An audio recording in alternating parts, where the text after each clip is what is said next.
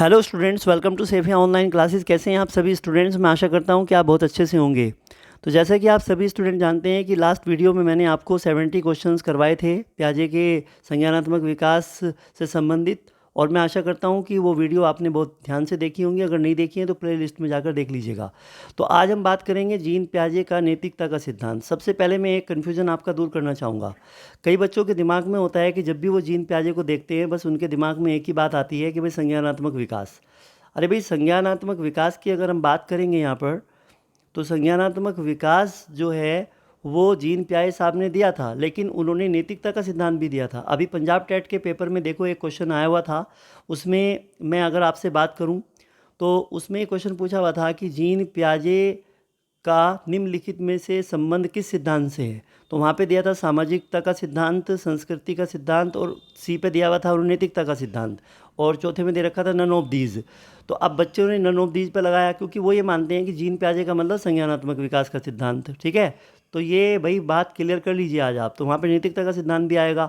मतलब ये है कि नैतिकता का सिद्धांत इन्होंने संज्ञानात्मक विकास से पहले इस पर ही काम किया था। तो सबसे पहले मैं आपको जीन प्याजे के बारे में बताना चाहूँगा। जीन प्याजे साहब जो है वो बायोलॉजिस्ट थे, और उन्होंने मनोविज्ञान की जिस शाखा में काम किया था वो विकासात्मक शाखा थी।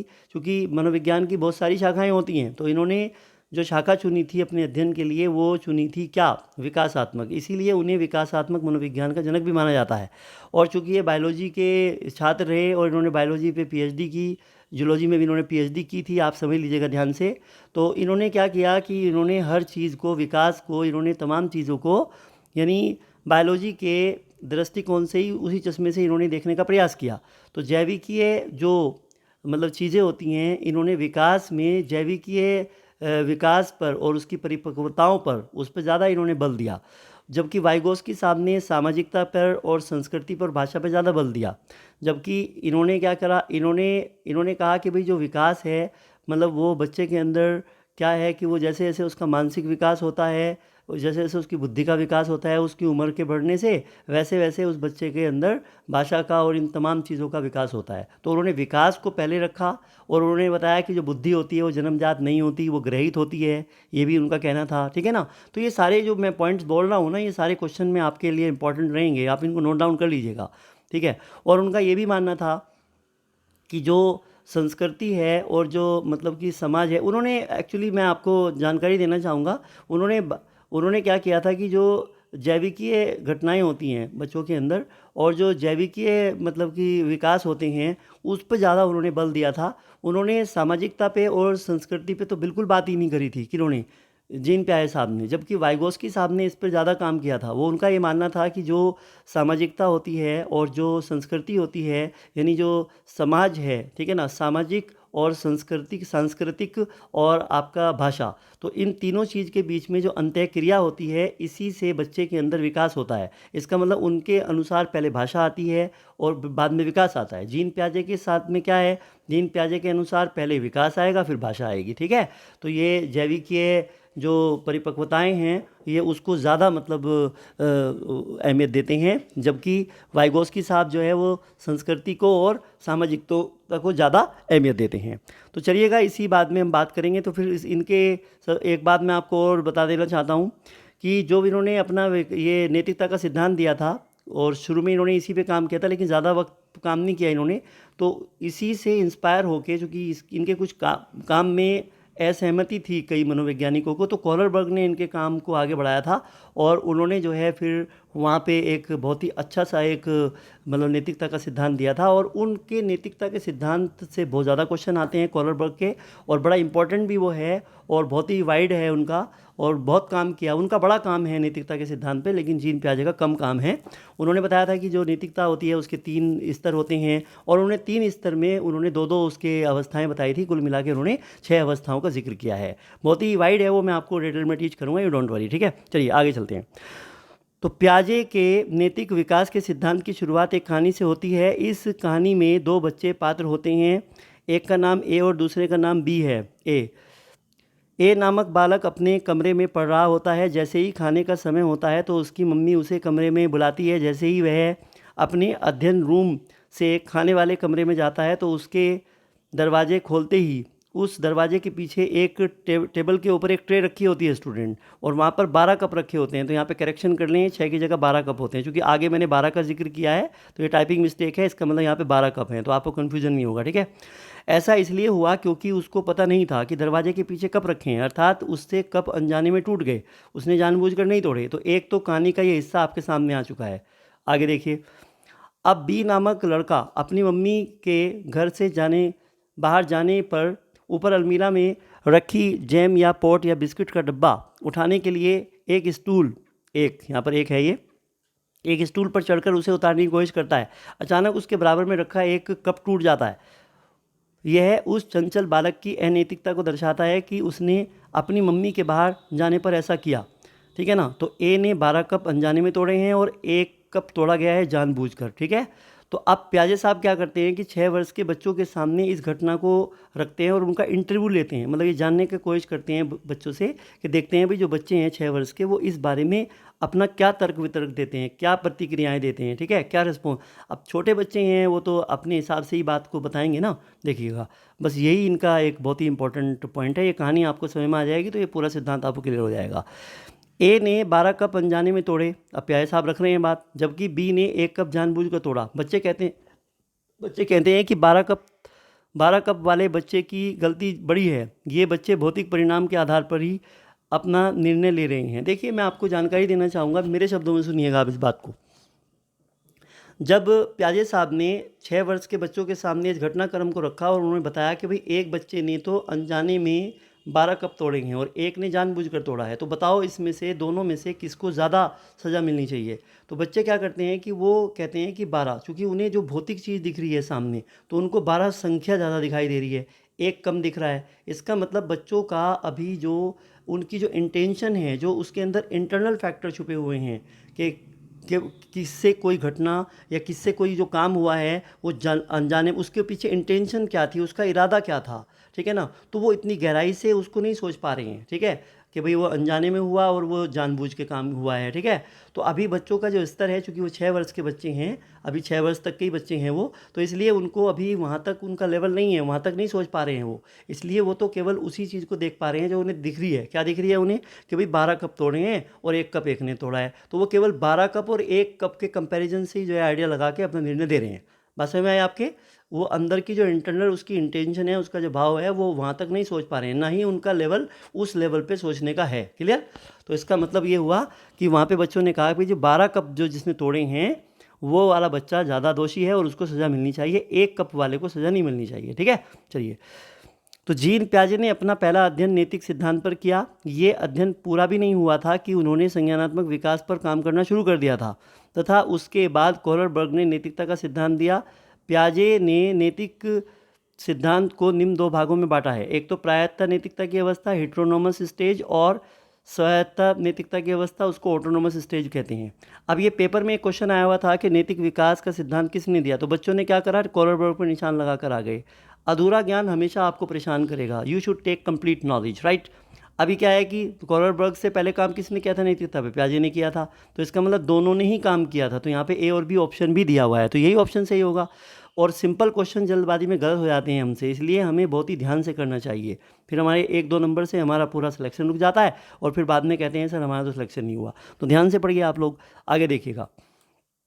जीन पियाजे ने अपनी पुस्तक the moral judgment of the child में लिखा, बच्चों के नैतिक निर्णय के विकास में एक निश्चित क्रम एवं तार्किक पैटर्न होता है जो बौद्धिक विकास से संबंधित होता है। पियाजे ने अपने नैतिकता के सिद्धांत को 2 भागों में बांटा है, परंतु उसके कुछ उप भाग भी बताए हैं उन्होंने, ठीक है। अब वो उप भाग कौन कौन से हैं वो यहाँ पे देखेंगे हम, चलो यहीं पे पढ़ लेते हैं।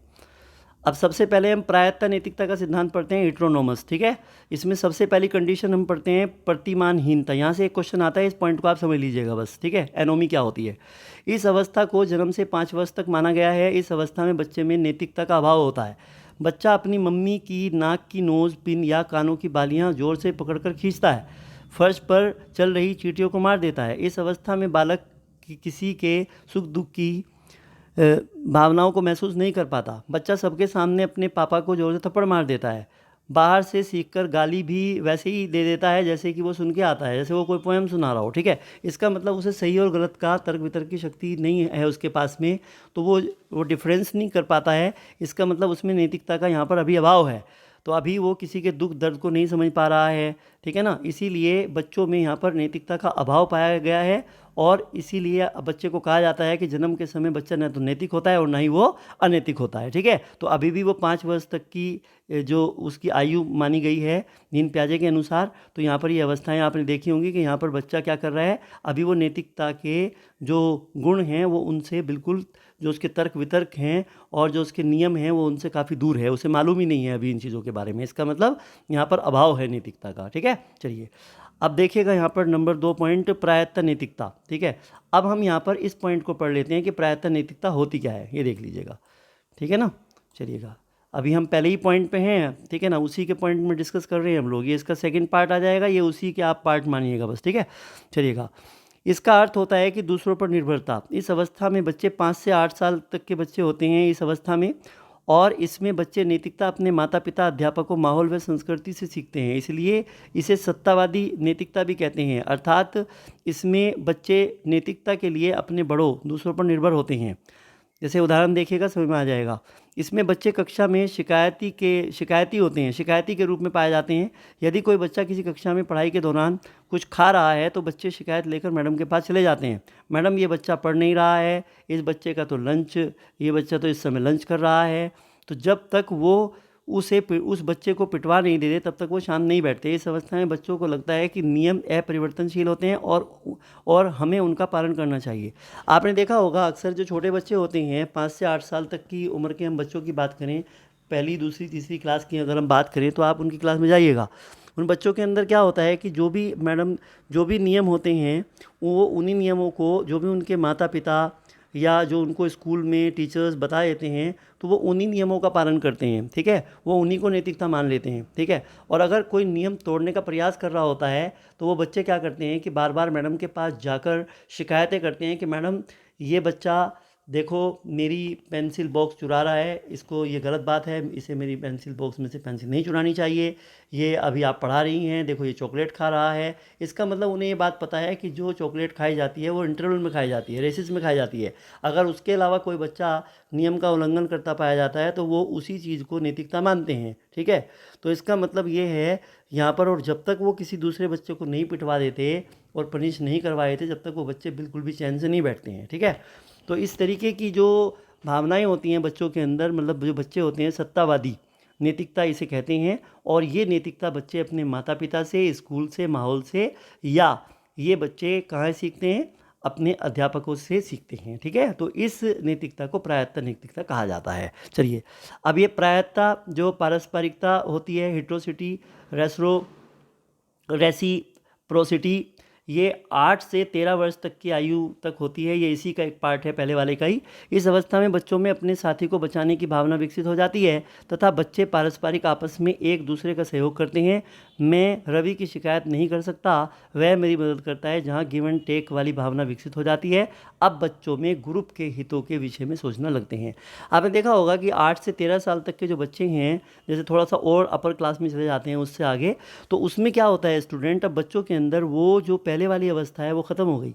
अब बच्चों में क्या है कि मान लीजिए दो बच्चे चीटिंग कर रहे हैं, हालांकि दोनों को पता है कि चीटिंग करना गलत है, ये नैतिकता के बाहर की बात है, लेकिन चूंकि उन्हें एक दूसरे से बेनिफिट मिल रहा है, अब एक दूसरे की वो देखते हैं कि भाई अगर ए मुझे अपनी कॉपी में से 2 बार बता रहा है तो और मैं भी इसको 1-2 बता दूंगा, तो आपस में वो एक दूसरे की हेल्प कर देते हैं। तो इस तरह की भावना उनके अंदर आ जाती है और इसी को वो नैतिकता मानते हैं, ठीक है, एक दूसरे की हेल्प करना।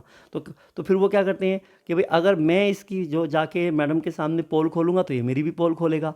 तो इसलिए यहाँ पर बच्चे क्या करते हैं कि वो ग्रुप में एक दूसरे को सहयोग करना शुरू कर देते हैं, सपोर्ट करना शुरू कर देते हैं। तो जब ग्रुप में इस तरह की भावना उनके अंदर उत्पन्न हो जाती है तो इस तरह के नैतिकता को हम क्या कहते हैं, पारस्परिकता कहते हैं, राइट। इसको हम प्रायत्ता, पारस्परिकता, नैतिकता कहा जाता है और ये 8 से 13 वर्ष के बच्चों में विकसित हो जाती है, ठीक है। आगे चलिएगा।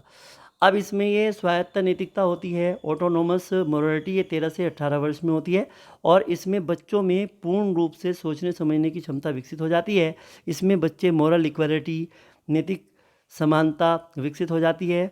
हर चोरी जो है वो बुरी नहीं होती यदि कोई चोरी भूख के कारण की जाती है। ठीक है, अब बच्चे ना अपने लेवल पे अपने आप से मतलब वो सोचना शुरू कर देते हैं।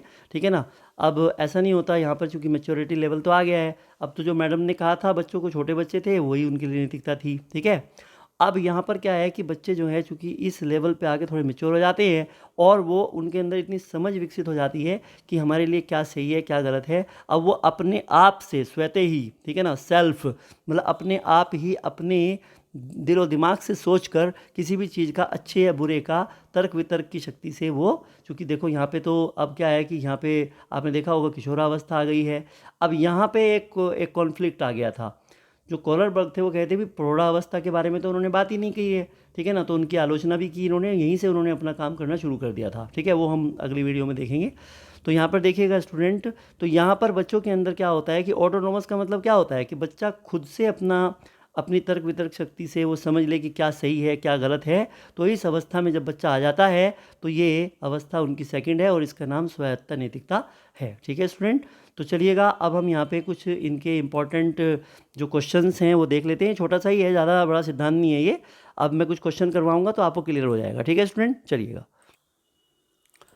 तो देखिए स्टूडेंट्स, यहाँ पर प्याजे का नैतिक विकास का सिद्धांत ये इसी वीडियो में आपका कंप्लीट हो जाएगा चैप्टर। इसी में हम क्वेश्चन भी कर लेते हैं। क्वेश्चन नंबर 1, रिया कक्षा में पिकनिक तय करने के लिए ऋषभ से सहमत नहीं है। वह सोचती है कि बहुमत के अनुकूलन बनाने के लिए नियमों का संशोधन किया जा सकता है। यह सहपाठी विरोध प्याजे के अनुसार निम्नलिखित में से किससे संबंधित है। देखिए स्टूडेंट, मैंने आपको बताया था कि एक सहयोग की नैतिकता होती है, मतलब कि नियमों को हम यानी कि सिचुएशन को देखते हुए हम उनको बदल भी सकते हैं। ठीक है ना, तो इसका मतलब यहाँ पर क्या है कि इस क्वेश्चन के मुताबिक यहाँ पर सहयोग की नैतिकता वाला ऑप्शन आपका ठीक होगा।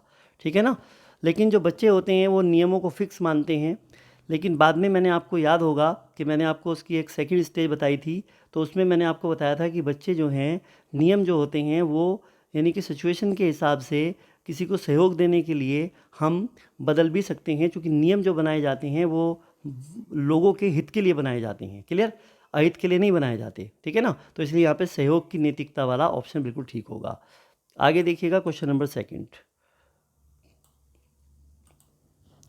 बालक ने एक आम इसलिए चुराया क्योंकि उसे भूख लगी थी।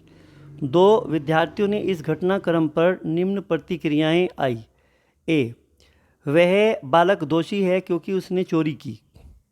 क्योंकि जो छोटे बच्चे होते हैं तो उनको तो इतना पता है कि हाँ भाई इसने अगर चोरी की है तो ये दोषी है, क्योंकि वो तो केवल ऊपर की बात को देखते हैं, फिजिकल एक्सपेक्ट को। मैंने बताया था ना आपसे, भौतिक चीज़ को देखते हैं कि भाई 12 कप तोड़े ये तो ये दोषी है। 1 कप, उसके पीछे उसका भाव क्या है, उसके पीछे उसकी नीयत क्या है, उसके पीछे उसकी सिचुएशन क्या है, अभी बच्चे उस लेवल पे नहीं सोच पा रहे हैं। तो यहाँ पर जिन्होंने ये कहा है कि बालक दोषी है क्योंकि उसने चोरी की, तो ये छोटे बच्चे हैं और ये पहली अवस्था में है जीन प्याजे की। ठीक है, उस बालक ने चोरी की, चोरी इसलिए की क्योंकि वह भूखा था। प्याजे का नैतिक का सिद्धांत बी का समर्थन किस श्रेणी में करता है। देखो, अगर यहाँ पर हम बात कर रहे हैं कि इसलिए कि, इसका मतलब बच्चा यहाँ पे जो है उसकी तर्क वितर्क लगा रहा है और यहाँ पे उसकी इंटेंशन को भी जांच रहा है। इसका मतलब ये कौन सी अवस्था में होना चाहिए, तो यहाँ पे देखिएगा, यहाँ पे इसका मतलब वो स्वायत्ता नैतिकता की अवस्था में है जो उसकी सेकंड स्टेज थी। इसका मतलब बच्चे में खुद तर्क वितर्क करने की शक्ति आ जाती है। तो यहाँ पर स्वायत्ता नैतिकता का सिद्धांत समर्थन होगा बाद वाले में। ठीक है, और अगर ये पूछे कि भाई ये पहले वाला ए वाला, तो ये प्रायत्ता नैतिकता का सिद्धांत में आएगा। बात समझ में आ गई आपके, राइट। क्योंकि यहाँ पर बच्चों के अंदर अभी सही और गलत में निर्णय लेने की जो क्षमता है वो उत्पन्न नहीं हुई है। ठीक है, चलिएगा क्वेश्चन नंबर 3 देखो। अब ये जो प्रायत्ता नैतिकता है जिसको हम हेट्रोनोमस मोरालिटी कहते हैं, उसके संबंध में असत्य कथन चुनना है हमें। इसमें बालक किसी घटना का आकलन करते हैं। देखो भाई, प्रायत्ता में बच्चे आकलन कहाँ करते हैं, वो छोटे बच्चे होते हैं, इसमें नियम निश्चित होते हैं। देखिए, प्रायत्ता में जो छोटे बच्चे हैं उनके तो नियम निश्चित है, उन्हें तो आपने जो बता दिया बस वही सही है। ठीक है, उनके लिए तो अगर आपने कोई भी बात उन्हें बोल दी, मैडम ने बोल दी, फिर तो वो ये सोचते हैं कि नियम निश्चित होते हैं, यही तो मानते हैं वो इस अवस्था में। ठीक है, और सी, इसमें बालक परिणामों के आधार पर निर्णय लेते हैं। ठीक है ना, हाँ, जो परिणाम होते हैं उसके आधार पर लेते हैं कि भाई 12 कप तोड़े हैं, ये वाला दोषी है तो ये तो इसमें बिल्कुल सही है। और नैतिक विकास बाह्य सत्ता द्वारा नियंत्रित होता है, इसका मतलब उनका खुद इंटरनल जो उनकी सूझबूझ होती है वो विकसित नहीं होती, इसलिए वो बाहर की घटनाएं ही उन्हें नियंत्रित करती हैं। तो इसलिए यहाँ पर जो असत्य होगा आपका ए वाला होगा। ठीक है, चलिएगा नेक्स्ट क्वेश्चन देखिए। सोनिया की बेटी एक स्कूल सत्ता द्वारा नियंत्रित होता है। सोनिया की बेटी एक स्कूल सत्ता द्वारा नियंत्रित होता है। सोनिया ने उसे होमवर्क कराते समय बताया, बेटी आपकी मैडम ने गलती से एप्पल की स्पेलिंग गलत लिख दी, उसमें संशोधन कर लो। बेटी ने कहा, मेरी मैडम गलती नहीं कर सकती, आप गलत हो। पियाजे के नैतिकता के सिद्धांत में किस अवस्था में है? देखो भाई, इसका मतलब बच्चे को जो मैडम ने बता दिया, जो फिक्स हो गए, उनके दिमाग में तो बस एक बात बैठ गई है, जो मम्मी ने कहा, जो पापा ने कहा, जो टीचर ने कहा, जो बड़ों ने कहा, बस वही सही है। क्योंकि उनके पास अपनी खुद की जो सोचने समझने की क्षमता है वो अभी उतनी नहीं है। इसका मतलब क्वेश्चन नंबर 5 की अगर हम बात करें तो ये कौन सी अवस्था है? ये प्रायत्त नैतिकता की अवस्था में होगा, पहले ही स्टेज में आ जाएगा। ठीक है, एक बच्चा एक दुकानदार को धोखे से 2 रुपये कम देकर बल्ब खरीद कर लाता है। बल्ब जलाने पर फ्यूज हो जाता है। बालक सोचता है कि जैसी करनी वैसी भरनी, भगवान ने 2 रुपये कम देने का दंड दिया। यह घटना पियाजे के किस सिद्धांत का समर्थन कर रही है? देखिए स्टूडेंट, ऐसा तो है नहीं। अगर ये बच्चा, अब देखो यहाँ पे 2 तरह के स्टूडेंट आपको मिलेंगे। एक बच्चा तो मिलेगा कि जो मतलब उसकी भौतिक चीज़ को देखेगा, उसके हिसाब से निर्णय लेगा। एक बच्चा क्या करेगा कि वो उसके कार्य कारण को सोचेगा, और कार्य कारण को सोचने के लिए उसे जाना पड़ेगा किशोरावस्था में। इसका मतलब सेकंड स्टेज होगी कि अब वो ये भी तो सोच सकता है कि भाई जो ये बल्ब फ्यूज़ हुआ है, ये हो सकता है कि वोल्टेज ज़्यादा आ गए हो, उससे हुआ हो, राइट। लेकिन वो अभी वहाँ तक नहीं सोच सकता ना, उसको तो ये लग रहा है कि वो 2 रुपये कम में दे के आया था और इसलिए भगवान ने जो है मुझे इसकी सज़ा दी है, इसलिए जो है ये वो हुआ है। तो इसका मतलब बच्चे का जो है अभी यहाँ से मानसिक स्तर प्रायत्त नैतिकता का सिद्धांत है यहाँ पर, तो ये वाला होगा। ठीक है, तो ये बहुत ही इंपॉर्टेंट क्वेश्चंस हैं आपके लिए, आगे देखिएगा। क्वेश्चन नंबर 6 देखिएगा। एक एम्बुलेंस ने रेड लाइट इसलिए पार की क्योंकि मरीज तो अति शीघ्र अस्पताल पहुंचाना था। इस घटना के बारे में पूछे जाने पर रश्मि ने कहा कि नियम तोड़ना गलत है, वह दोषी है। जबकि सुमन ने कहा कि उसने नियम किसी व्यक्ति की जान बचाने के लिए तोड़ा। सुमन नैतिकता के किस सिद्धांत से संबंधित है? देखिए यहाँ पर 2 चीज़ें आपके सामने आ रही होंगी कि जो बच्चे हैं छोटे, वो तो नियम को नियम मानते हैं। ठीक है, उनको अभी उसके बारे में नहीं पता है कि उसकी तर्क वितर्क क्या है, उसके पीछे इंटेंशन क्या है, भाव क्या है, उसके बारे में वो नहीं सोच पा रहे हैं। इसका मतलब जो बच्चा उसके डिटेल में जाकर उसके तर्क, उसके नुकसान फ़ायदे और उसकी भाव को देखकर निर्णय ले, तो इसका मतलब वो दूसरी अवस्था में है, वो फिर इस अवस्था में होता है। ठीक है, और अगर वो बच्चा केवल जो बाहरी चीज़ों को देखकर निर्णय ले पा रहा है, इसका मतलब वो इस वाली अवस्था में है, प्रायत्त नैतिकता की अवस्था में। अब ये देखो कि यहाँ पे रश्मि के किसके बारे में पूछा गया है, ये सुमन के बारे में पूछ रहे हैं। अब ये देखना पड़ेगा कि यहाँ पे सुमन क्या कह रही है, रश्मि क्या कह रही है। देखो, एक एम्बुलेंस ने रेड लाइट को जो है इसलिए पार किया क्योंकि मरीज को अतिशीघ्र अस्पताल पहुंचाना था। इस घटना के बारे में पूछे जाने पर रश्मि ने कहा कि नियम तोड़ना गलत है। इसका मतलब रश्मि तो हो गई, देखो यहाँ पे प्रायत्त नैतिकता में, उसने तो भौतिकता का देखा, हाँ भाई नियम तोड़ना गलत है और बस ऐसा नहीं करना चाहिए था, लेकिन उसको ये मालूम नहीं कि नियम किस लिए तोड़ा गया है वहाँ पर। अब नियम से भी बड़ी चीज़ क्या है, एक मरीज़ की जान, राइट, उसकी ज़िंदगी को खतरा है। जबकि सुमन ने कहा कि, अब देखो सुमन क्या कह रही है यहाँ पे, उसने नियम किसी व्यक्ति की जान बचाने के लिए तोड़ा। इसका मतलब ये दूसरी अवस्था में है, ये स्वायत्त नैतिकता की अवस्था में है सुमन यहाँ पे, तो यहाँ पे बी ऑप्शन होगा, सुमन के बारे में पूछा गया है। एक बच्चे से अनजाने में 5 कांच के गिलास टूट गए, जबकि दूसरे ने एक गिलास जानबूझकर तोड़ा। कक्षा 1 के बालकों से पूछे जाने पर बालकों ने कहा कि 5 गिलास तोड़ने वाला अधिक दोषी है, मैडम उसे पीट दो। आपको पता है बच्चे तो अपने क्लासमेट्स को पिटवाने के चक्कर में लगे रहते हैं, राइट। तो बताइएगा आप, अब इसका मतलब ये है कि 5 गिलास तोड़े हैं, इसको पीट दो। इसका मतलब कि लेकिन उसने अनजाने में तोड़े हैं, लेकिन बच्चों को दिख रहा है नहीं 5 तोड़े हैं। ठीक है, इसका मतलब क्या होगा, ये प्रायत्त नैतिकता का सिद्धांत होगा। बस ये 2 तो इन पॉइंट आपको याद हो जाएंगे, तो ये नैतिकता का सिद्धांत इनका हो जाएगा। और यहाँ से एक क्वेश्चन कम आते हैं, कॉरल वर्ग से ज़्यादा क्वेश्चन आते हैं, लेकिन मैंने आपको करवा दिया है क्योंकि टॉपिक कोई छोड़ना नहीं चाहिए। बच्चे सीखने के प्रति संवेदनशील होते हैं, अतः बच्चों की तत्परता व रुचि के अनुसार उन्हें सीखना चाहिए। इसका संबंध किस मनोवैज्ञानिक से है? देखिए क्वेश्चन नंबर 8 की अगर मैं बात करूंगा तो यहाँ पे पियाजे से है, राइट। चलिएगा, निर्माणवादी व रचनावादी उपागम पर किसने ज़्यादा बल दिया? क्वेश्चन नंबर 9 की अगर हम बात करें तो यहाँ पर प्याजे साहब ने काम किया इसके ऊपर, ठीक है। चलिएगा नेक्स्ट देखिएगा, क्वेश्चन नंबर 10। एक छोटे बच्चे ने भरी महफिल में अपने दादा को एक जोर से थप्पड़ मार दिया। प्याजे के नैतिकता के सिद्धांत के अनुसार ये क्या है? देखिए इसमें प्रतिमान की हीनता है, एनोमी है ये, क्योंकि इस अवस्था में इसका मतलब बच्चे के अंदर मैच्योरिटी नहीं होती, मतलब नैतिकता का अभाव रहता है, और नैतिकता के अभाव को प्रतिमानहीनता कहते हैं, उसे एनोमी इंग्लिश में कहा जाता है। मैंने आपको फर्स्ट पे ही पढ़ाया था, ठीक है। जैसे बच्चा अपनी मम्मी की नोक की अपनी मम्मी की जो है नाक की नोज़ पिन और कान की बालियाँ वगैरह वो इस तरीके से वो उसने नोचता है, और उसे बिल्कुल भी आभास नहीं होता कि मम्मी को उससे पेन भी हो रहा होगा, और फिर बाद में जब समझ आ जाती है तो मम्मी के सुख दुख का सबसे बड़ा साथी भी वही बन जाता है, ठीक है। चलिएगा तो नंबर 11, दो बच्चे कक्षा में चल रही परीक्षा में एक दूसरे की मदद कर रहे हैं। दोनों में से कोई भी एक दूसरे की शिकायत नहीं कर रहा है क्योंकि डर है एक दूसरे को, एक दूसरे सहयोग कर रहे हैं यहाँ पर। तो यह प्याजे के नैतिकता के सिद्धांत के अनुसार कौन से स्तर पर है? अब यहाँ पे देखो आप, पारस्परिकता की बात है कि नहीं? अब क्वेश्चन नंबर 11 में ये प्रायता पारस्परिकता की बात होगी, ये वाला इंपॉर्टेंट है यहाँ पे, ठीक है। चलिएगा अब हम देख लेते हैं क्वेश्चन नंबर यहाँ पे। देखिए एक छोटा बालक अपनी मम्मी के कान की बालियाँ तथा नाक की नोज़ पिन इतनी ज़ोर से खींचता है कि उसकी मम्मी को बहुत पीड़ा होती है। बच्चा ऐसा करने पर हंसता है, उसे मालूम नहीं है ना अभी वह नैतिकता के किस स्तर पर प्याजे के नैतिकता के सिद्धांत के अनुसार होना चाहिए। तो यहाँ पे प्रतिमानहीनता वही वाली बात आ गई, इसका मतलब एनोमी है यहाँ पर। इसका मतलब बच्चे में अभी बच्चे में अभी नैतिकता का अभाव है, मतलब अनैतिकता। हम क्या कहेंगे भाई, बच्चा जो छोटा होता है ना तो वो नैतिक होता ना वो अनैतिक होता। इसका मतलब हम कह सकते हैं भाई इतनी बात रखो कि भाई बच्चे के अंदर नैतिकता का अभाव है, और हम उसको एनोमी कहते हैं, और ये प्रतिमान की हीनता यहाँ पर पाई जा रही है, ठीक है। तो चलिए स्टूडेंट, इस वीडियो में इतना ही। नेक्स्ट वीडियो में हम आपको करवाएंगे कॉलरबर्ग साहब का नैतिकता का सिद्धांत, बहुत ही इंपॉर्टेंट है। तो all the best, thank you so much. और यदि आपको वीडियो अच्छी लगी तो हमें कॉमेंट बॉक्स में ज़रूर बताएँ। Thank you.